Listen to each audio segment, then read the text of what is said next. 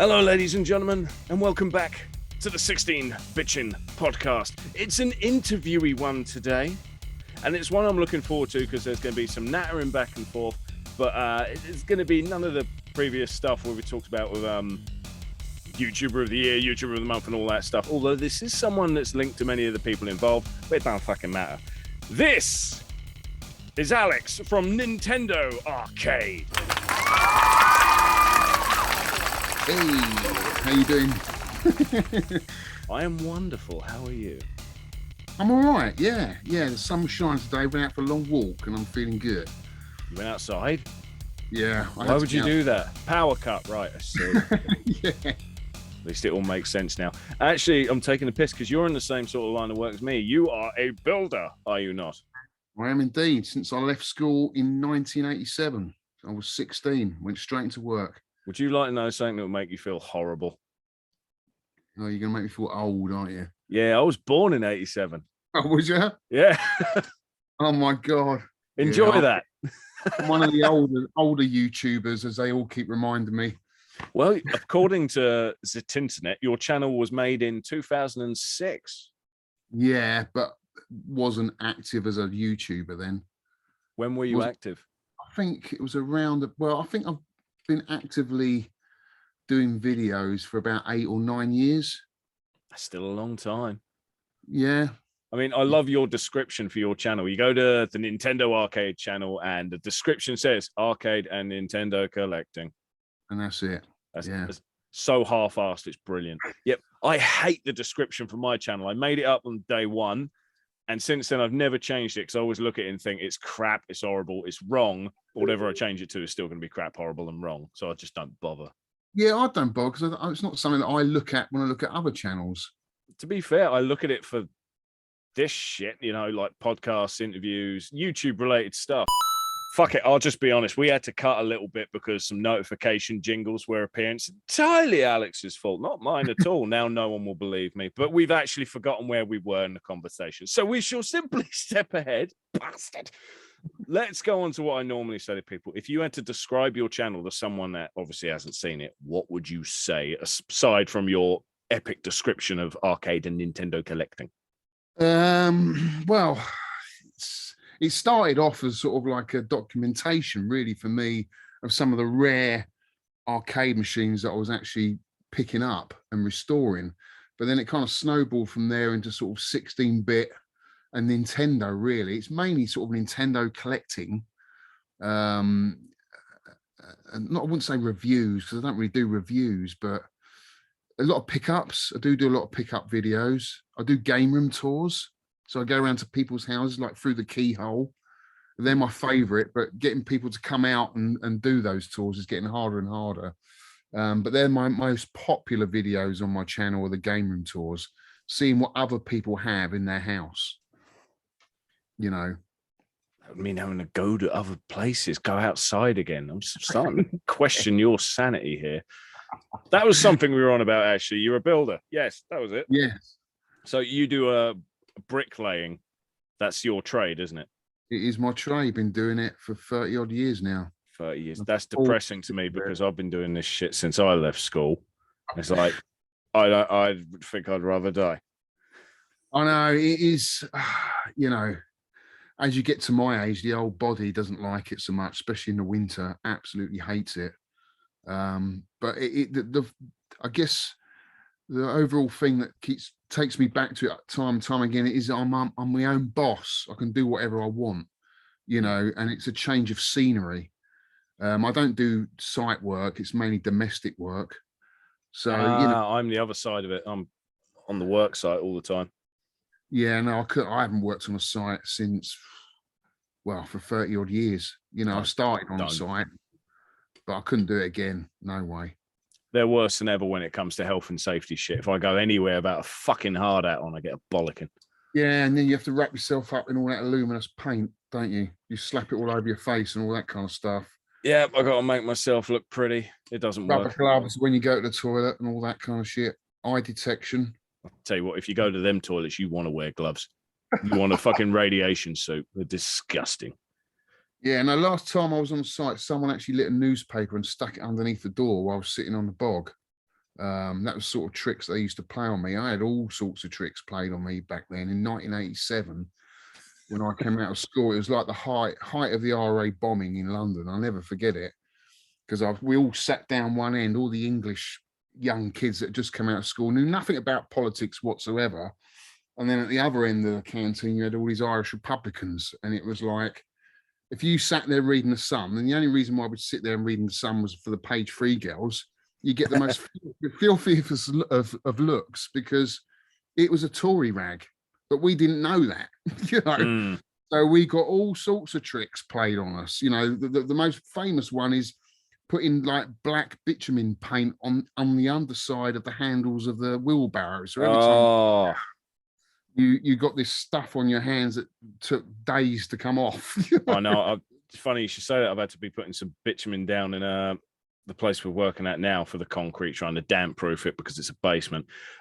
Most people won't know what bitumen paint is. It's also referred to like as blackjack. Imagine the stickiest, oiliest ooze of a paint you can imagine. This crap does not come off of clothes, and if you want to get it off your skin, it's going to take a long time. You've got to use a wire brush, ain't you, to get it off your skin, basically. Or a knife and chisel away a layer of flesh. Yeah, it's a bastard. It's horrible stuff. But right, we should move on from that crap. Yeah, that's another rabbit hole. Yeah, so we got you here today, but there's one thing I need to ask you about your channel before we go on a bit. When I first discovered your channel, because I discovered it a while ago, I don't even know how long, but I remember I was chatting to you and you said you should do a Let's Play of a fucking NES game. I can't remember what the name of it is. It's not Karate Kid. I thought it was Karate Kid when I mentioned it the other day somewhere, but is it Kung Fu? Yeah, could be. Yeah, I think you had me play Kung Fu, but I couldn't get the NES game. I played it on the Famicom. Yeah. And back then, you had a different logo. Now you've got what appears to be a vulture, a fucking manically depressed one as well. That's right, I do, yeah. What's that about? Well, that is actually a drawing by Shigeru Miyamoto, and it is one of the first drawings that he ever made for Nintendo. And it's on the cabinet that I have, one of the rarest cabs in the world, which is that Nintendo Sheriff. So basically, I've just taken the artwork from that, which is the condor, which flies across the top of the screen like an added bonus if you shoot it. A bit like the spaceship in Space Invaders. If you shoot that, you get an extra 200 to 500 points. And that I just took that because I just love the artwork on that cab. It's my favorite cab for artwork, and just use that really. Is the game any good then? It is a good game. Yeah, it's not a bad game. You know, people like it when they come around there. They always play it. I was expecting you to say, no, it's crap. No, I mean, I have got a crap game in here, but yeah, that's another story. That's probably what I'm more famous for, is the other game, Sky Skipper, which was an unreleased Nintendo game, which I did that big project on. You probably didn't even watch that, did you? I've not seen that one, I'll be honest with you. No. So most people know me in the community for that. So years ago, I found 2 PCBs in an old operator's warehouse, and I'd been, because I was researching Nintendo games, early Nintendo arcade games, before Mario, before Donkey Kong. There was one game that eluded me, and it was Sky Skipper. And a group of us, UK Vackers, which is a forum, arcade collectors, we all go up and down the country doing raids. We don't put balaclavas or anything like that. We just go into an old arcade and just buy the guy out. And amongst all these PCBs, there was a Sky Skipper PCB, and I could not believe it. So, and this was the first time ever that someone was documenting it, and it was me. I did it on my video channel, on my YouTube channel. And I know Nintendo were watching it because they got in contact with me. And then a few other people, collectors, said, oh, you know, it'd be amazing if you could recreate that cab, because there was nothing on the internet about this game at all. There were no pictures, nothing at all. I mean, this is a long story, dude. I mean, I could go down a massive rabbit hole here.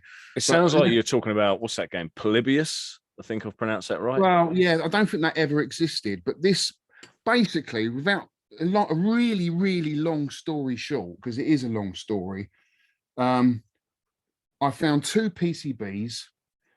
A friend of mine in America brought one. With his contacts, he got hold of Billy Mitchell. Billy Mitchell remembered playing the game when he got his world record on Donkey Kong. And he put us in touch with the chief executive of Nintendo of America, which was Don James. We had then contacted Don James and said, have you still got this game? He said, yes, it's in the warehouse. We then asked him whether we could scan that last remaining machine, and he said yes. So we both got invited over to Nintendo of America. I couldn't go, but my partner did. He scanned the machine on my behalf, and in, I don't know, June or July 2017, we revealed it to the world in Atlanta. Billy Mitchell was there, Walter Day, and then and the rest is history. I did my own UK reveal at the arcade club, and then it got released onto the Switch. So if it wasn't for me finding this game, getting in touch with Nintendo, getting all the artwork done, it would never have seen the light of day, you know, because it was a lost game. You know, it had never been released. 14 cabs were made, and all of them were destroyed except for one, and that was the remaining one at Nintendo of America. And we managed to get the artwork from that and replicate it and make an exact copy of the cab, which mine is, but it's running original PCB. Have I lost you? No, not at all. I was just thinking, like, I knew you when I first found your channel years ago. I was just thinking, how did I find you and not know this? And it must have been what we were talking about. I think was off camera, actually. Everyone, we were talking about your collection videos is what I must have discovered you for. Yeah, this I've somehow missed, but I've got to go seeking out these videos now. I think everyone should do the same. So what's there's the title of the game? There's a really good video. I mean, I've done a few for my channel, but the best one is by John's Arcade. Have you ever watched John's Arcade or heard of it? I don't know John's Arcade. I don't think. Right, he's got about 50,000 subscribers. Lovely guy.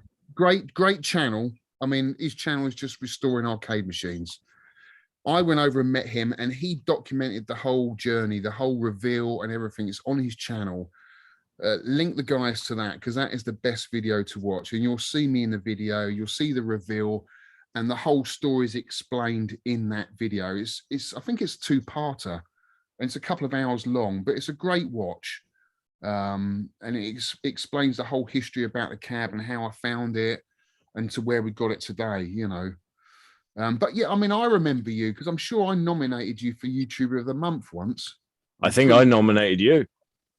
Yeah, maybe. Yeah. I was nominated by Bill Thorpe of Games Made of Cardboard when I won. I don't think I've been nominated before or since, which is probably a good thing.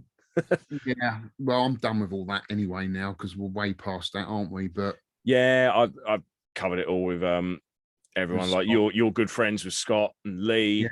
Yeah. Do you know Stuart, Generation Pixel? I've heard of his channel. I've watched a few of his vids, but I don't know him to talk to. But yeah, I know Scott. I know most of the guys. Tootie. Who else do I know? Yeah, Lee. I know most of them. I've been around. I've done the swap shop and all that, so I know most of them. You know, and the quizzes I've done. I like to be part of the community. I'll always be part of the community. However big I get, I'll always be part of the community because that's my channel. You know.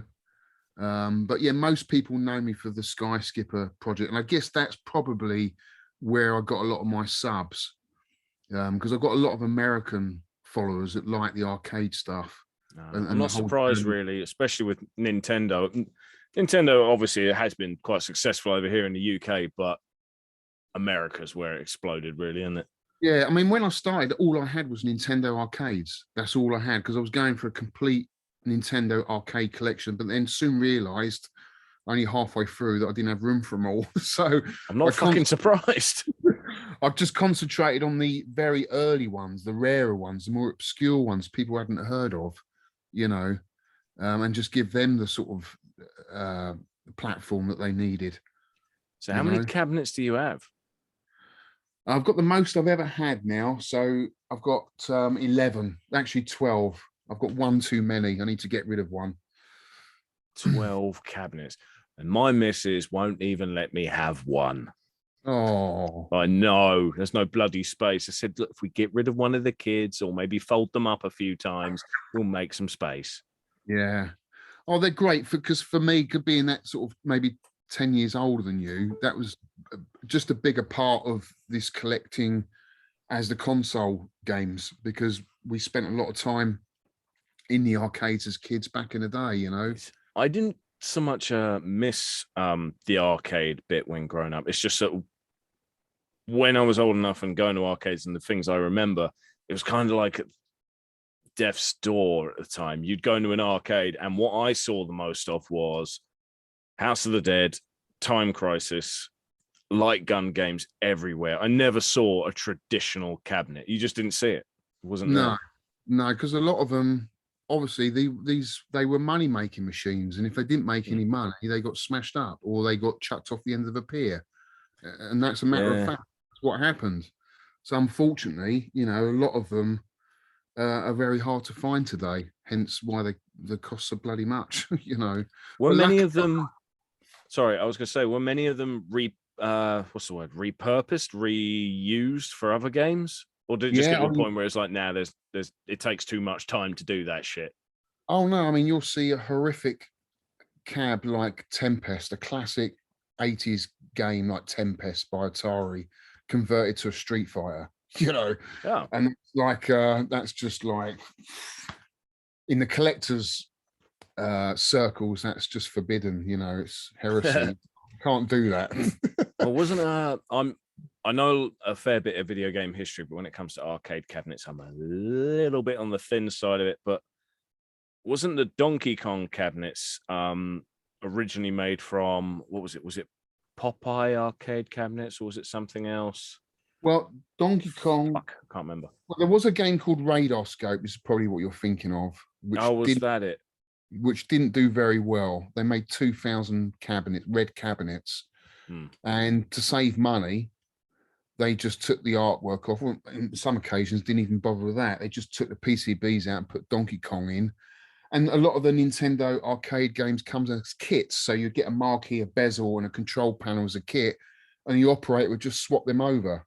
So if you ever saw a red Donkey Kong in the wild, they're the most desirable ones, because in actual fact, it's a radar scope cabinet, not a Donkey Kong cabinet. I see. I knew they were repurposed, but I couldn't remember the fucking game. You know what it plainly is? You say scope, I think Parascope, which I think was Sega's first, or at least one of them. Yeah. I mean, I don't mind radar scope. It was quite popular in Japan, but it wasn't popular anywhere else. And that was around about the time Nintendo of America started up. So don't forget, Nintendo of America started in 1980, but Nintendo as a company were putting cabs out there before Nintendo of America, so before Donkey Kong. And even Sega was distributing a lot of Nintendo cabinets. So Sega was actually one of Nintendo's biggest distributors in the late 70s. Did not know that. Again, arcade history, I'm not so brilliant with it, but I'm learning. Yeah, this is why I'm terrible at quizzes, because I'm quite niche, quite specific. And then Paul Retro Baiter, I went on, it's all kind of modern console stuff. I haven't got a fucking clue. But you take me back to this era, that's where I'm most comfortable, you know. It's still pinging, isn't it? Fucking thing. Fuck it. Ladies and gentlemen, if you hear a ping at any point, it's his fault. Yes. He can't figure out what's making the sound, and I can't do anything about it, so fuck it. No, so it's a podcast. I'm not cutting this thing into a million pieces. I'll cut that one at the start, but fuck it. Yeah. Sorry about that, dude. Don't worry about it. I've got 3 of my favorite Nintendo games left in the collection, which is Donkey Kong, Sheriff, and Sky Skipper. But the rest are games that I also remembered as a kid, which I wanted here. You know, games like Rescue and Defender, Sega Hang On. I've got 2 Jammer Cabs. I've got an Asteroid Deluxe. I've got a Robotron. You know, they're my favorites. You know, I wanted my favorites in here. See, at the end of the day, I just didn't want to be a museum. There's a lot of collectors out there. They've got such obscure games that don't hold up for today. I mean, they're great, and someone has to have them because, you know, they're a piece of history. But at the end of the day, you want games that you're going to play in your arcade, not ones that are just going to sit there on show, you know. I'm the same with my collection. My collection is an absolute mess because it's only the shit I want to play, or morbid curiosity. You know, when someone says a game's really, really bad, you think, why? I want to know. It's like ET. Everyone's had fucking ET, even though it's rated as shit. So yeah. I mean, I'm like, I've gone that way with my console collection now as well. I mean, I was all over the place with the Super Nintendo, and now I'm quite focused, quite strict, that I'm just going for my top 100.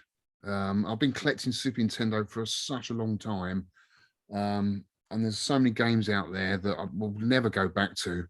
And there's so much money now, it's so expensive that I just let's narrow it down, because it's just, you're just forever picking stuff up, forever buying out all the time, you know. So I think you need to draw a line under it somewhere if you can, if you want to. You know, some people go for complete collections. I've got nothing wrong with that. And in fact, that can be a lot of fun if you're looking for manuals, looking for boxes, upgrading your box and stuff like that. It's cool, but I haven't got the space, and two, I haven't got the money for a full set of anything. I'm with you on that one. I mean, Master System, I started out, I wanted to collect all of them. Now I'm at the stage where the only ones left for me to get, bar 3 or 4 games, out of all the ones that's left, bar 3 or 4 games, they're all shit. Yeah. And a lot of those ones left are stupid money. Yeah. It's like, how far do I want to go with this? Especially because some of them stupid money ones are the tech toy ones. Only came out in Brazil. It's like, yeah, I don't have to collect Brazilian games. There's no point there. I mean, don't get me wrong, I have paid a lot for some of my games, but then I've got a smaller collection. I don't go out and buy, like some people will buy, say, 10 average or below average games. Now, for me, if you saved all that money, you could get a better game, just one game, but it will be a better game. Yeah. Do you know what I mean? And I like obscure shit, though. If I find something really weird looking that I've never heard of, it's like, I have to have it just because I want to know what it is. That's why I like DS games at the moment. I'm finding tons of them at car boot sales. And the past 3 times I found one where it's like, the fuck is this? Is it a puzzle game? I don't know. I need it now. Yeah, I mean, I always refer back to music because I'm going back to bands and albums that that I missed out on back in the day because I was too. Well, back in the 80s, you were a part of a clan. You're either a metaler, you're a goth, or you're a punk, and you wouldn't listen to anything else. Now I'm older and my music tastes are much wider. I can quite easily go back to that era and listen to pretty much anything. And I think, well, actually, that's pretty damn good. But we were too stupid as kids back then to fly the flag for one band and not anybody else. I did the same in school. I was very particular about certain music, whereas now I listen to very different and varied types of metal, but I also like country, and they have fuck all to do with each other. So yeah. Go on, and since you're trying music from back then and you're being more open to it, Napalm Death, you ever heard them? Yeah, of course. I mean, I was massive into metal back in the day. I had hair down to here, dude. I used to wear all the makeup. I had cowboy boots, and I was like, I came out in '87. So get this, the first band I ever saw in the Marquee, their first ever gig in the UK. Yeah. Guess who it was? It was Guns N' Roses. Oh, was it? Guns N' Roses, 1987, in the Marquee. I remember getting the train up to London, and me and my mate sat there reading Kerrang magazine, and we read that Axl was trying to give up smoking. So when we all got into the fucking venue, we all started throwing cigarettes at him. Oh, God. You could do that, then you can't even do that now. Everyone gets fucking offended. You'd have to throw him a vape. Oh, but even mate. then, you'd have to pass it to him. Yeah, I mean, those days were they've just gone, but I'll never ever forget that. I was massive into metal, but now I've kind of feel like I've listened to all of that. I'm trying to explore. I'm going back to new romantic stuff now. Listen to early sort of electronic music, you know, Gary Newman and all that kind of craft work, and all those early pioneers of the Korg synthesizer kind of music. You know, I quite like that. Japan and stuff like that. Yeah. I've just discovered a type of music I didn't know existed before. I think it's called like synthwave. I found a band called Wolf and Raven, and that's because they did the soundtrack for a game called 80s Overdrive. It's sort of an outrun like game. The music was fucking awesome, and I was like, I need to get this. And then you find out they're a band in Missouri. It's like, okay, album, buy. And now I'm sort of falling into that genre. So it's not just country music to me. There's other stuff, you know. But yeah, I had no idea that was a thing. Yeah. And now it is. And I tell you what, I've just realised how much time we spent nattering. We haven't got to your fucking games yet. I know we could go on because I knew this is another reason why I wanted to be on, because I know me and you would get on and we could just chat forever because I can. Do you have any idea how fucking much? How I can't even word it. How difficult it is when I'm doing this shit. If I get on with someone, I start nattering with them. The missus will come up at one point when she knows the podcast will be done. She's like, "You still fucking talking?" No. As I quickly try to turn off the screen. So, yeah. With that in mind, we will move on to your modern game, and we shall dive straight into it. Metroid Dread.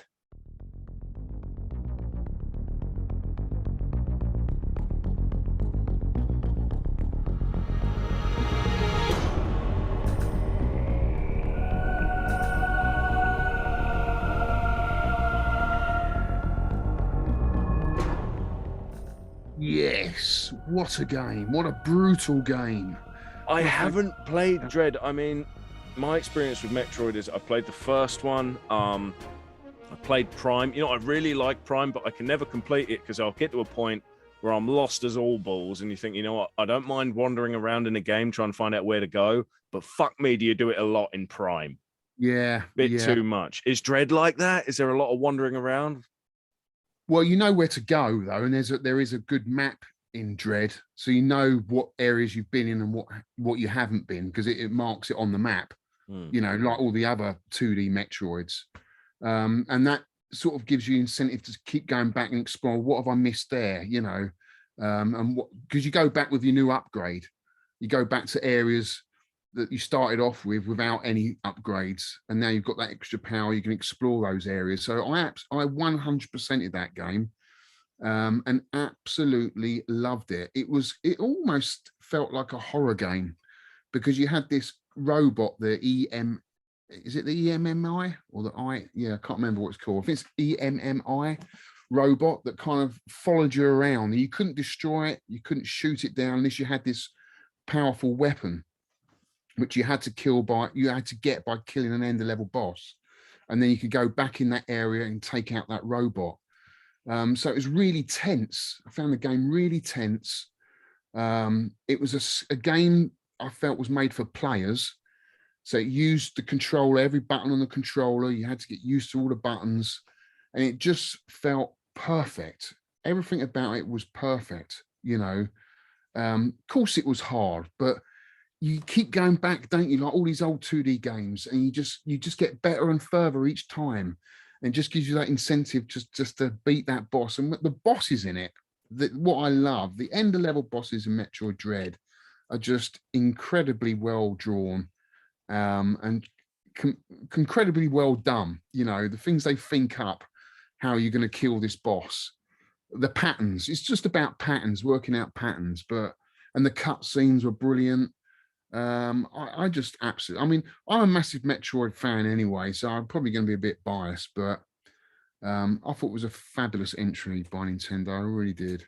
Would you say it was like in their top 3 for Metroid then? My number one Metroid game. Oh, really? Yeah. So it used to be Super Metroid on the SNES. And I still love that game for what it is, but you know, things do move on, things do get better, you know. It's okay being stuck in this retro world, but you've got to accept these new games are good. They're good for a reason. They're popular for a reason because they're good. Oh yeah. You know, Zero was good I like the Game Boy Advance ones. So actually, the 3D ones probably come further down on my list. To be honest with you, I think Metroid's always better at home 2D. I need to try another 2D one then. As I said, I really enjoyed Prime, but like when you say in Dread, all right, you get to a point where it's like, okay, I've got this power up. Where have I not been? It will work in one of them places. You know, it'll unlock something somewhere. But in Prime, maybe it's because it's 3D. You're like, okay, I've got a new thing. And you're looking at the map. You're like, I'm turning this map upside down. I'm twisting it left and right. You're like, where the fuck have I not been? It's not very obvious unless you found that power up that unlocks the whole map. Then you've got these gray areas. But otherwise, there's just nothing. So it's been a while since I played Prime, to be honest with you. So I'd have to go back to that. I mean, I've got it on the Wii, and I'm not sure whether that's the best route to go or not. What I guess I'm waiting for is for them to release it on the Switch, and then I'll go back and play it. They've been rumoring that for so bloody long. They just want to hurry up and do it. Get the free primes and throw them out on Switch. Yeah, that's what they should do. Yeah, I wish they would. I love the Switch. I think it's a brilliant console. Oh yeah, I would say it's is it my favorite Nintendo console? I don't know. It's tied with original Game Boy, but that's because I'm nostalgia blind. Yeah. I can't go back. Well, the N64, I got no nostalgia with anyway, because I was traveling at the time, and I got out of gaming for a bit. So that whole kind of early 3D look, very hard for me to go back to anyway. The Wii I had since sold, because all the best games that I liked to that are now on the Switch. So I don't like clutter, so I got rid of it. Right. No reason to go back to that. Everything I want is on the Switch, as far as I'm concerned. I've got a Cube, and I've got a Wii, I've got SNES, and I've got a Famicom and NES. They're my main go-to Nintendo consoles. No Wii U then? No Wii U. I hated it. Absolutely hated it. And I don't know why people rave about the games, because I think they're shit. Trying to think of a unique Wii U game that I gave a shit about. The only ones popping in my head are Wii games, if I'm honest. Yeah, or Switch games that are now on the Switch. Well, yeah. I remember I was gutted with fucking, what was it? There was a Kirby game. I thought, Kirby on the Wii U. I have to use the touchpad. I don't want to use the touchpad. I get that it's a gimmick, but I don't fucking care. I've got your Pro controller. Can I not use that? No, you got to draw on the thing. And I didn't want to touch the bloody gamepad because it was irreplaceable. When it's fucked, your console's fucked. Right? I don't want to draw on that. It felt so cheap as well, I think. The plastic felt cheap. When you pick up a Switch, it feels quality, doesn't it? You know, it's heavy. It just feels quality, like a quality made machine, except for the toaster dock. I've never liked that. Well, no. What Switch have you got then? Just a standard one or OLED? I upgraded to an OLED at Christmas because the kids wanted a new. They haven't got a Switch, so I thought, well, they can have my old one, and I'll just get the new OLED one. And gave them nothing wrong with that. They still get games. Exactly. So, have you ever tried a Switch Lite? No, I've never seen one. Never held one, actually. Really? No. Is it nice? My kids have one each, and I thought I'd hate it. But at first, it was like, it's just quite thin, and it's okay. And then as I'm setting out the switches for them, because my kids are 8 and 5. Yeah. I want to get them in the games early, which is not hard. You've only got to go in my lounge, and then it's like, oh, well, I can't see the fucking window, but I can see 200 games on the wall where the window was. It's easy to get in the games then, but regardless, thanks to them, I've experienced the Switch Lite, and aside from that possibility of Joy-Con drift, in which case, yay, the whole thing's fucked. Yeah. It is actually pretty good, especially because I was getting them for the kids' birthdays, which are right next to each other. Ain't that handy? I managed to get the boys' ones. Green Switch Lite. I got it for 180. I thought that was a good deal. Sorry if anyone can hear a motorcycle outside my house. Fuck you. My daughter wanted a pink Switch. I wasn't going to get that one because it was cost over 200 just because it's pink. Yeah. I thought, nah, I'm not doing that. And then my mum got in touch saying, are you after Switch Lite for little Luna? Gone, yeah. She says, there's a yellow one in my local Tesco's for 130. I was like, why? She went to the till. Mate, he said, it's yellow. No bugger wants it. Oh. Okay, I'll have the fucking yellow one. Yeah. So why not? I recommend the Switch Lite if you find it cheap for you, like in the collection. Be like, this is my other one because I wanted it. Actually, smaller than the other Switch. Yeah, a lot. Is, yeah. Oh, right, okay. Well, not a lot, but it feels good and solid. Like I've got normal Switch right here. I got the Pokemon one, and I've always thought the Joy-Cons feel like just a little, not flimsy, but because I can make them move, it doesn't feel solid. And then you hold the Switch Lite and there's none of that. So it's more like a super duper Game Boy Advance. As long as they don't get drift though, then because you can't replace the ones on the Lite, can you? Yeah, you're boned then. You'll be using Pro controllers all the time, but then it's handheld only. So that's a pain in the ass. They never admitted to that, Nintendo, did they? Never, because I guess if they did, then they'd get loads of recalls. But Oh, it's stupid, isn't it? It's like me yeah, not admitting to having no hair. I'll just yeah, brush my hand through my scalp, and there you go. yeah. But as we tend to do on this podcast, ladies and gentlemen, we've gone off a little bit. So, Metroid Dread. It's a game that no one really expected. Everyone thought we're going to get Prime 4. Do you think they made a bit of a fuck up by not giving the people what they wanted, or at least what they thought they wanted? Because Dread has done damn well. Well, it was given, Metroid 4 was given to, I can't remember the name of the developer now. But it was given to one developer, and then I don't know what happened, but they no longer started making the game. It was given to another company, so I guess they started all over again. That's what happened. And they come right out of it and said, no, it's going to be another 2 or 3 years, which it will be, before that comes out. So the good thing about Nintendo now, don't forget, when they had the DS, they had they had an R&D department for the main console, then had another R&D compartment for the DS, the handheld. Now that they've merged to make this hybrid switch, they've got a bigger team working on everything. So I guess the guys that were working on the handheld stuff just came in and said, right, well, we can do a Metroid and we can do it on the Switch and we can get it out there. I mean, it's a lot quicker and easier to make a 2D game than a 3D game, right? Yeah. That's why so many indie developers go for it. It's just, if you're indie, you're trying to do it on your own. So you're not going to try and make a realistic looking world. It's like, nah, 2D pixel sprites. Exactly. So, but, yeah, I mean, yeah, I love Metroid Dread. Awesome game. And now they've done a few upgrades for it now. I think there's like a couple of other modes on it now. So I might go back and do hard. And I think there's a boss rush mode where you can just go in there and defeat the bosses, which is pretty cool. I've never been into the boss rush mode or time attack mode. It's like, no, I just want to play the game. I don't want any of your special bollocks. Yeah, I think once you've completed it, and if you like the game that much, then I guess it's a challenge going back and doing one after the other, maybe. Yeah.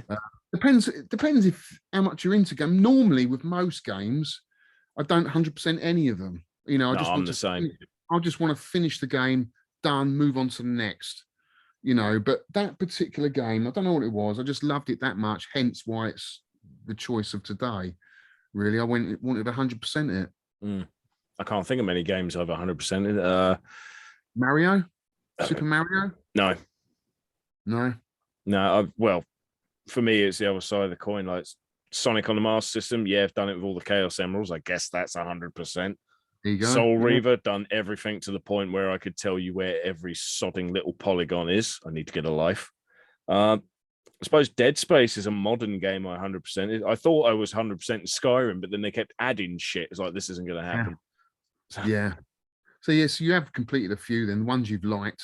Yes, it's really got to be a perfect game, even if it's just a perfect game for them. Like now, you couldn't get me to play Skyrim. I'm sick of hearing about it. I'm sick of looking at it. But then at the time, it's fucking awesome. Yeah, I felt the need to do everything, even if it was stupid.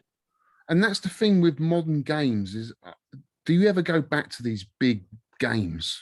Do you know what I mean? Once you've completed them, will you ever go back like a book and read it again? Will you ever go back like a 2D game and revisit again? I don't think I would. And that's why I don't collect a lot of modern games, is because I think once I've played them, that's it. I'll move it on.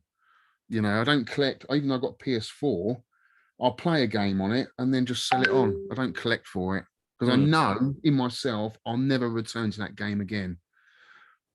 It's weird, isn't it? My collecting of modern games has shifted a lot. If it's one of the big AAA bollocks, if I want to play it, I'll get it. Will I care about it after that? There's a good chance I won't. But the other day I was thinking, I've got to do podcast.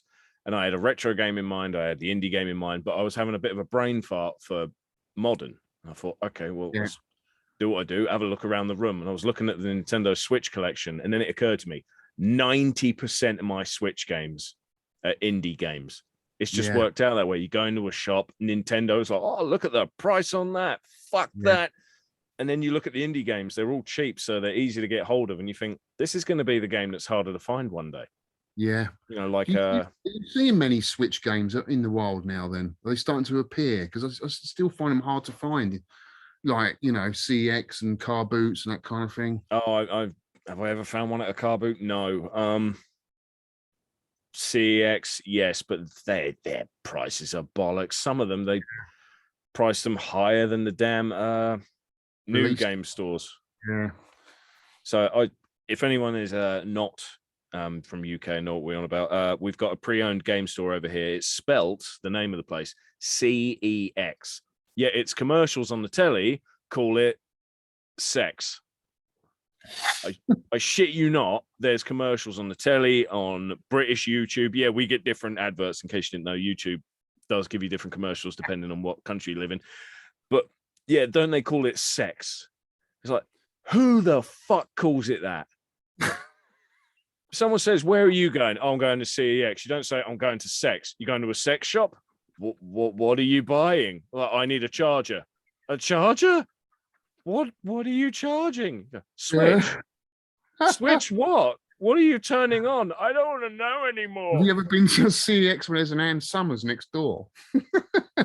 No, but I bet they get on like a house on fire. Right, going to the sex shop. Which one? Well, one of them's got DLC. The other one has a different meaning for them letters. We should move on. It's gotten weird. Right. So now we're going to go into your bread and butter. It's a retro game. It is, of course, I'm guessing you didn't say it, but I'm pretty sure it's the fucking arcade one, isn't it? It is Defender. Yes. So why have you picked Defender? Oh, what a game, Defender. It's a game that is a hard game to master. No shit. I'm no good at Defender. You know, the only one I've ever played, and I can't get any good at it, fucking Atari 2600. Yeah. Well, the NES version's pretty good. Is there a Defender on NES? I didn't know that. There is, yeah. Oh. It's called Stargate, which is Defender 2, really. Got the fucking names wrong, but yeah. I remember back in the day as a kid, the controls are quite daunting as a kid because there's so many of them, and we all loved it as a kid, but we never got anywhere in it as a kid. It was just brutally hard. But it's since it's come into my ownership, I've spent a lot of time with it and become, I guess, not a million point player, but you know, I can average 100,000 on the game, and that's quite an enjoyable game. It's one of those games that when you see someone play it and they're really good at it, it's fascinating to watch. It's one of those games that commands so much skill. When you watch someone that's really good at it, it's great to watch. So I was determined to get really good at it. And it's funny because I broke my arm literally in half 2 years ago. I snapped my humerus bone. You can see my scar there, look. Oh shit, that's pretty hench. I fell out the loft trying to get Sega Mega Drive out of the fucking loft. I bet you don't tell people that though. It's just so you know, everyone, it's a pretty detailed looking scar down his arm. So we're going to say he was bitten by a shark. It's a well-known fact. In fact, all the YouTubers you mentioned earlier, they all know about it and take the piss out of it for me. But yeah, it's a well-known fact because when I moved here 2 years ago, I spent a whole year of my arm in a sling, and the only game that I could play was Defender. It was just easy to play. I could lean my arm on the control panel and play the game, and I just spent a year playing it and got really good at it, and now I enjoy it. I can see it's got that perfect risk reward element. You know, you're trying to save the humans at the bottom before they turn into these mutants, and just clear the whole wave of these landers. And it's got that perfect risk reward element in the game that makes for a great arcade game. And I just love it. I think it's awesome. And I go to they have these Defender meets, these Williams meets. Williams made Defender, they made Robotron, they made Smash TV and a few others. But they have this Williams meet at the arcade club, and every year we go up there and just play Defender. It's bizarre because I've got Defender in my arcade. Why would I travel 100 odd miles to go and play it in another place. I've got no idea. But it is a social event. You know, you go there, you meet guys that are more than 1 million point players. A lot of them can get 50 million on Defender. And you go there hoping to get some tips, you know, hints and tips. And it's just a great social. You know, just sat there, a load of nerds talking about Defender, really. But yeah, it's a cracking game. And it, you know, it's one of those arcade games that was around for a long time. And it was around for a long time because it was a popular game. It made a lot of money for the operators. So, you know, I was determined to get it in the collection, and I only got it in the collection last year. You How know, much did that set you back? that was 2,200. Fuck. Yeah. I think I'll stick with the consoles. I can't afford that. But you know, I play it. I play it all the time. Play it all the time. It gets so much use. I love it. And you never lose your money on these cabs. If you decide 5 years down the line, more often than not, they've gone up in price. So it's kind of a bit of an investment as well. Yeah, that makes sense. Yeah. So Defender the arcade cabinet, apparently it came out in 81. Yeah. Were you playing it around the early 80s then at that time, or was it later you got into it? Probably a little bit later. Yeah. Because the arcades at around about 80 were the ones that I went down to at the seaside, really, when we got a cheap 2-way ticket to, I don't know, we used to go down to Hastings quite a lot as kids, and there was a Smarts Amusements down there. And I remember playing it in there. The cat is snoring. Can you believe it? Can you hear that? No. I didn't even know there was a cat behind you. Behind me on it, it's snoring. If you can't hear it, it doesn't matter. No, I just see a furry lump now. I thought it was a cushion. But yeah, it probably wasn't till later that I played it. But I mean, it was everywhere. You know, we had these kind of fairs, these Easter bank holiday weekend traveling fairs that used to turn up at Hampton Court. So I'm from Twickenham. So the nearest Easter fair would be at Hampton Court Palace. And there'd be arcades there. You used to see it in there. Used to play it in there quite a lot, you know, and just loved it. But it's only really since it's been in my ownership that I've really grown to love it for what it is. And you have to, a lot of people approach it and they want instant results from it. You can't get an instant result from Defender. Not like the 90s games, you know, like the beat 'em ups like Cadillacs and Dinosaurs, or I don't know, Streets of Rage, whatever. It's just continuing gameplay, which a lot of kids in the 90s are used to. When you put a kid like that onto an old game like this, if they don't get instant results, they just walk away. You have to put the time into it, you know, to get better at it. I know what you mean. I tried to teach my youngest one how to play Adventure, and now she loves it and she'll play it for ages. But at first she's like, okay, I'm a square. Okay, I've been eaten by a duck. Wicked. She's like, no, it's a dragon. Like, it's a duck, Daddy. It's a dragon. I'm telling you, it's a duck. Is my 5-year-old calling me a fucking idiot? What's happening here? So your kids are into the retro stuff, are they?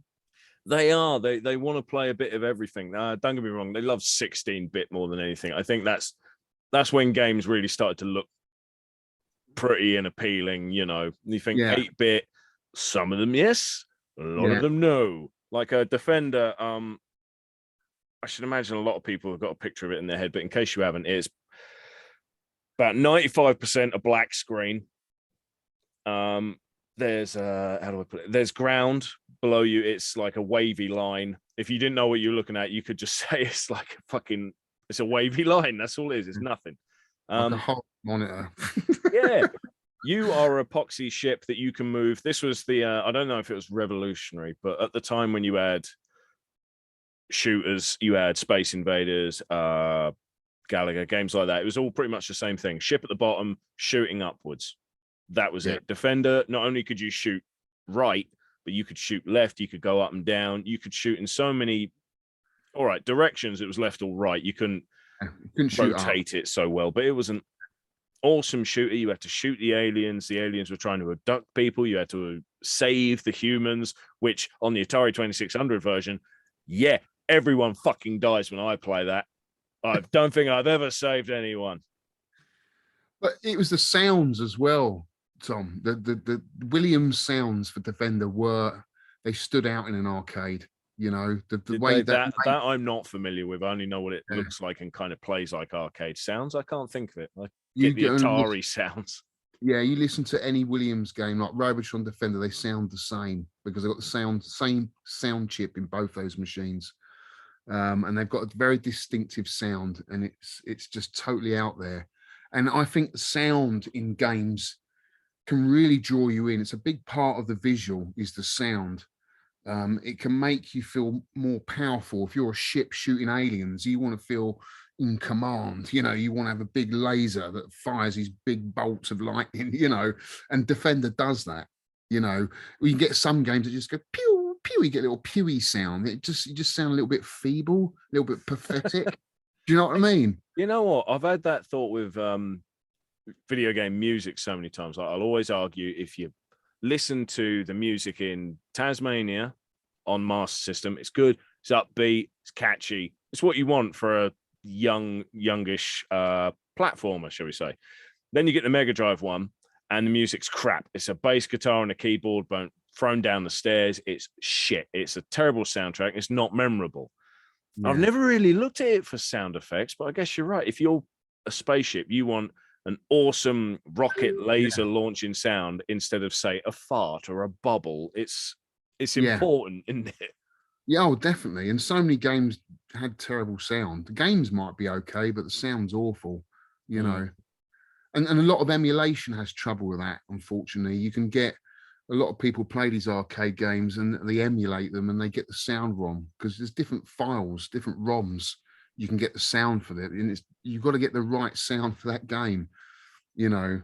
And some haven't actually been dumped very well in MAME. So some games like Rescue, your little pixel for your little fire is so small on MAME, it's unplayable. Yet there's no other ROM for it. The only way to play that game is on original cabinet because it just looks how it was made to look, easier to play.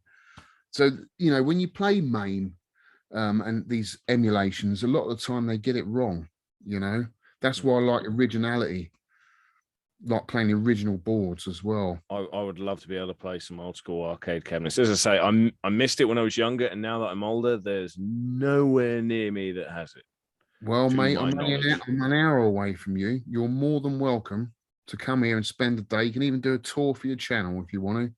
I might get some views. That'd be nice. That'd make a fucking change.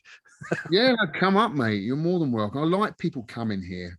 For me, that's what the games were made for. They were made for people to play. If they're not getting played, I get the ump, you know. I do. I get the ump. What's the point of having them if they're not getting played? So could I bring Bill Thorpe with me? I know he'd love it. Oh, so I'd love to have Bill up here. Yeah, bring Bill up. I'll tell him that, and he'll be the one to drive me at least. He'll be so excited. The thing about Bill, and yes, Bill, I hope you're listening to this, is he's a great guy. He really is. He's the nicest bloke on earth. He can't plan a fucking thing. And you know it, Bill. You will organize something days in advance and be like, yes, I'm going to do it. Yes, we're on it. Are you still up for this, Bill? Yes, we're going. Bill, all right, it's another day now. Are you ready? Yes. Gets to the day. I'm not going. Why?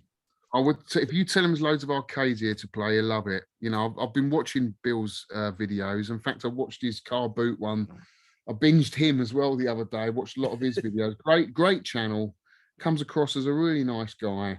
I'd be both of you are more than welcome to come up here. I honestly think him and me are yin and yang. I mean, he's the most positive, sunny person that can never say anything bad about anything ever. And I struggle to be happy and smile. That's probably why you get on. You bounce off each other. Yes, I throw the insults at him and the stupid cunt smiles. He's your sunlight, and for him, you're his arsehole. Yay! A black hole. I'm the black hole. I'll suck out all the joy and shrink you down to nothing. That's me. I'm fine with that. No, I'm perfectly fine. Mate, you make me laugh. So you're obviously directing a lot of fun vibes to a lot of people, you know. It does. It's always been quite funny when people will comment on YouTube and they'll say, oh, I've had a real bad time. Like, it's awesome to hear this when someone will say, I've had a really bad time Not gonna tell you why. It's been really shit. You've cheered me up. You've made me smile. Thinking you've got the wrong channel, mate. But you do. You're a funny guy. Funny looking.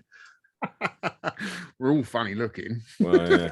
Right, we got one more game to cover today, and this one, I will admit, I've seen it in game stores 100 times. I've held it in my hand, and there's been deals for pricing. It's been like, will I put? I don't know. And I've always put it down. I haven't bought it yet, so get prepared, everyone, for me to have a massive bollocking for not having this game, which Alex will pronounce because I'll get it wrong.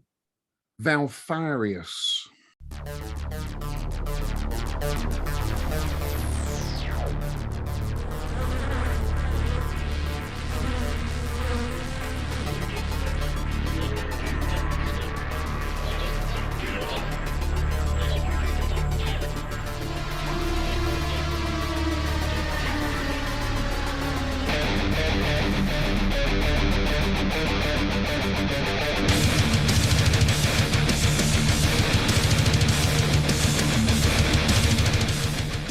You struggle to think of an indie game because you weren't sure what qualified.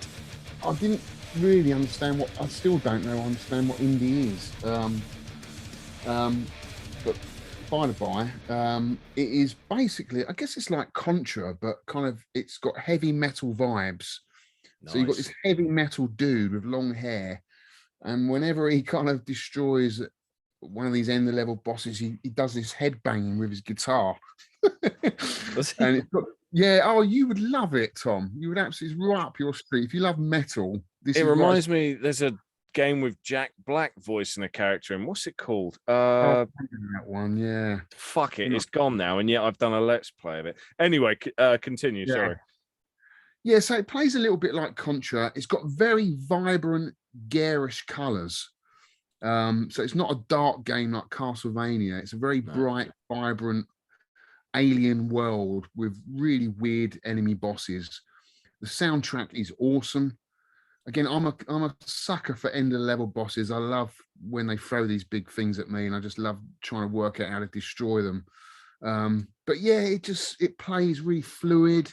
You know, you run through the levels fairly quick. It's a bit of a challenge. You can get upgrades for different weapons. Loads of really cool different weapons. You know, it's just a really cool. I can't understand why I haven't got this. I mean, I can only think the pictures on the back of the case, because obviously when you're in a shop and holding a game, if you don't know the game, you've only got the pictures on the back. Yeah. All the pictures I'm seeing online now, there's a plant monster. Well, it's probably a boss. It looks like a fucking xenomorph.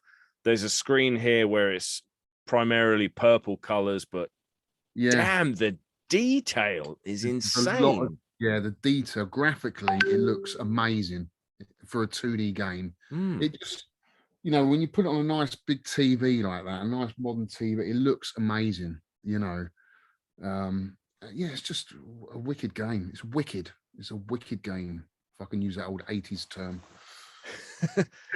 This would be a great game to go to after, say, Hollow Knight. I love Hollow Knight. I can play that forever, but it's not really a downside, but you get a bit of sort of sensory deprivation. The game is very grey, it's very dark, blues, greys, blacks, all of that shit. This is a fucking rainbow that's throwing up, and yet it still looks, how do I put it? It's not cutesy. When I say it's rainbow, don't think cute. Yeah, it's kind of gothic, alien-esque. Yeah, it's very organic. Yeah, very there's a bit of an R-type feel to it in that organic sense, really. Yeah, it's a very organic. So there's lots of sort of plant-y, sort of organic kind of creatures in it. But you know, you can be jumping on the back of a fucking giant caterpillar that's going around this fire and shit, and you can be shooting like Contra in 8 ways all the way around, just blowing everything up as you're going around on this roller coaster of a ride on the back of this caterpillar thing. And then it jumps you off, and then suddenly you've got this fucking great boss to deal with. And it's just, just a cool roller coaster. It's had great reviews. You know, it's not just me. It's had great reviews. Absolutely brilliant game. What else can I say about it? I mean, well, I'm obviously only looking at pictures. You say it's very Contra in its gameplay. Is it Metroidvania-ish, or is it linear? No, you're not going back on yourself at all. That'd be So quite you're all, refreshing. Everything I play at the moment, without intention, seems to be fucking Metroidvania. yeah, now it's constantly going forward. Completed that level onto next. Completed that level onto next. You know, that's why it's refreshing. Mm. Constantly moving forward, and it's not a road game because I'm not really into road games. It's just a proper old school 2D action platformer done really well with a metal kind of gothic organic feel to it. I don't know. Does that describe it well? I don't know. Well, you've succeeded in making me feel stupid for not owning it, because the more I look at it, the more we talk about it, thinking, why do I keep putting this game down? What the fuck's wrong with me? It's not an expensive game to pick up either. You know. Well, no, it's funny. There's a page here on it. It says the key features: skulls in space, gore in space, metal in space. Fucking nice. I love that. Savagely reduce foes to piles of gibs with an array of brutal weaponry. Explore a diverse range of tainted environments as you venture even deeper into dark worlds of Valfaris. Can't say it, fuck you. Dominate ranks of deadly enemies and bosses, from the weird to the grotesque, and some that are just grotesquely weird. Gorge your eyes on devastatingly awesome pixel art handcrafted by Andrew Gilmore. I have no idea who that is, but I do know that, yeah, it looks the part. This game looks awesome. It's the bollocks, mate, honestly. And I, like you've been playing games long enough to see when someone's done the artwork really well. You know, it's they put a lot of time into it. It's very well drawn, very well animated. It's just a joy to play. Oh yeah, someone's definitely gone to a lot of effort just on the visuals for this. Yeah. I wonder how many people are involved in it on the team, because I tried having a look earlier, trying to find the company that made it, and I couldn't find a hell of a lot of info, which is a bit stupid. I actually bought the bigger box version of it because I like, if it's a game that I really like, and I know I'll go back to, I normally get a limited edition of it or something. I will if it's affordable. If it's one of them ones that's 80 to 100 pounds, it's like, no, because it's the same fucking game. You're just giving me more box. I'm just trying to look for it, actually. Go for it. You can tell me if the art on the back of the case was crap. Yes, everyone, he has accidentally knocked the cat off. Got a big heavy metal dude on the front. Signature edition. I don't know what you get in there. Let's have a look. That is quite a big box, actually. I've got some day one editions on the Switch, and they're not as big as that one. Well, it's got some cool that you can see. That's one of the levels. How colourful is that? You know. So I'll describe it to everyone. It's a sort of green, swampy area with a giant xenomorph head sticking out, puking fire while some guy's jumping in the air and shooting it. That's pretty awesome. We've got a cool, this is what I like, the concept art book. Nice. Are they all sketches? Sketches. Oh, there we are. Fucking hell, that looks cool. You see, this is why I miss booklets. Yeah, I love the book. Oh, the guns. Look, a whole array of guns there. More than the Matrix. Yeah. I'll tell you, that's actually a good sign of, you know, earlier you were saying how to define an indie game. You, more often than not, if you're going to get a booklet with something or a little bit of extra, you've got with an indie game. Weapons. So you've got axes and flame swords. There's melee weapons in it as well. I didn't know that. Pistols. Look at them for fucking guns. One of them's a severed arm. And destroyers. Fucking hell, that's some detail for a fictional gun. Oh, just trying to get enemies. Let's have a look. Jellied guard. We've got a barbed root, a gas trap. A gas trap? A gas trap. That sounds like having a curry. Yeah, we've got a feline fang flea. A feline flea. I can see a toxic flower, and yes, I'm sure people are making euphemisms in their mind about what that is. Villafang flea, Valfang flea. I don't know. Crawler, hive walker. I mean, it's just a dire hound. So I mean, just page after page of, and then that's what also makes a great game is so many games just repeat a lot of the enemies, don't they? Yeah. You know, you go to the next level, you want a whole new array of enemies to take on and work out their little patterns and stuff, you know, and ways to kill them, take them out. Oh yeah, I started playing this modern game. I think it's called, because I pronounce it wrong. I'm doing well for pronunciations today. Near Automata. It looked really cool. It started really cool. The robots remind me of a sort of Ghibli design. It was really quite decent. until I got further and further in the game and thought the environment doesn't fucking change. It's Yeah. nothing really colorful. The enemies are the same bastard robots. It's like, I am bored. I played that. I was recommended that, and I got bored as well. I want to Yeah. carry on, but at the same time, I don't want to carry Yeah. on. You know what I mean? I feel like I need to push myself to get more of the game, more out of the game. But yeah, Game's not changing with the progress and the investment that you're putting into it, then it's kind of like, where's this going? It's almost like a bad movie, you know. yeah, it's turning into a First chore. half an hour, 3/4 of an hour, you're invested in it, and just like nothing's happened yet. Something better bloody happen soon, because I've been watching this for an hour now, and nothing's happened. It's worse when it's a game because you wish it was just 1 hour, right? It's usually a lot longer. I'll tell you what really bugs me in that game is they're wearing blindfolds, and I thought I'll play that and I'll find out what the fuck that's about. Nope. Yeah. Still don't know. But I'm glad that you're in the same boat as me. You got bored, nothing happening, because I think I'm gonna have to knock it on the head. I hate having to do that because you feel like I bought the thing, I put money into it. But it's better to get out early though than put more hours into something and then realize shit, I've wasted days in this and it's crap instead of hours. Yeah, you're right. You know, Wouldn't it be great? You get to the end, you beat it, and you go, "Great, well done, 5 stars." That was shit. Yeah, yeah. I usually pull out now. I think I'm usually a pretty good judge of a game within an hour of it playing it. I think it's either for me or it's not. Do you know what I mean? And I'll either carry on after an hour and give it up. I mean, I just recently bought that Pocky and Rocky Reshrined. I'm a massive Pocky and Rocky. I was watching the video for that earlier, actually, the one you did, I mean.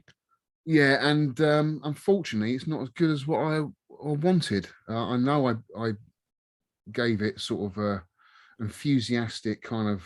I was going to say, you seem very positive in the video about it. I did, but I hadn't played it at that point. I played it in the video, and I did the first level. But then yesterday, I've completed the game. Oh, and but I only managed to complete it on loads of lives, never-ending lives. There's no way you'd finish that game on 3 lives. Really, you say that's an absolute impossibility? Yeah, and I don't like that. For me, it's an arcade game. If you die, you've got to start from again, and each time you get better and better, you get further and further. I don't see the point of just continuing all the time and just playing through the sake of it. I did think that was a level of dedication from you. When you died and you were like, okay, there's no go back to, I'll just quit out of the game, go through the menu, skip the story, do this bollocks. I was just thinking to myself, fucking hell, I don't think I could be that dedicated. I get fed up going, come on, come on. It's like being at the Pokemon Center. Would you like me to heal? No, stop healing the same shit again and again. Yeah, but then I know what you mean. I mean, most people would do that. Most modern gamers would do that, just fly through it, infinite lives. And I don't see the point of it because I finished it in an hour, over an hour and a half. I've done it, if that. And then it's done. You unlock a few more characters, which are probably more powerful. So maybe they would help, doing it as how I was trying to do it on 1 credit. But still, I still think it was too hard. They made it too hard. The only games I like with infinite lives is if it's let's see, Castlevania, Hollow Knight, games like that where it's purposefully an absolute bastard to do. If I die, I get sent back away, and then I have to try again. That's fine. I'm okay with that if the difficulty warrants the infinite lives. But if it's a game where if I'm given infinite lives, I'm going to piss through it, why have you given me that? You should have just given me 3 lives and maybe continues or X amount, That's a different type of game, though, Tom. That is more of an adventure type of game. This is an arcade game. Do you know what I mean? There's a difference. I mean, like in a big game like Metroid, you expect to die and you get a save point. You go back to that save point. That's fine. You've unlocked this massive map. You wouldn't go back to that beginning of that first map again. But with an arcade game like this, it's got to be doable for a human being to go through it and 1cc it, So the settings for it are basically either stupidly too easy or stupidly too hard. Exactly. There's no middle ground with it. No. So I shall have to explain to my subscribers that I'm sorry if I made you come buy this game. Yes, on further reflection, it's crap. I'll just play the Nintendo versions. They're the best ones to play. Just do what most of these famous YouTubers do. Put out a short video where you got the phone sort of dangling and go, quick update, change mind, it's shit. Hey, Yeah. I'll get some views in. Yeah. I think what it probably is for a developer is they obviously couldn't make it as short as the Super Nintendo ones because people were paying more money for it, I guess. They Yeah. put more levels in it, but it just makes it that much longer and harder to do with 3 lives, if you see what I mean.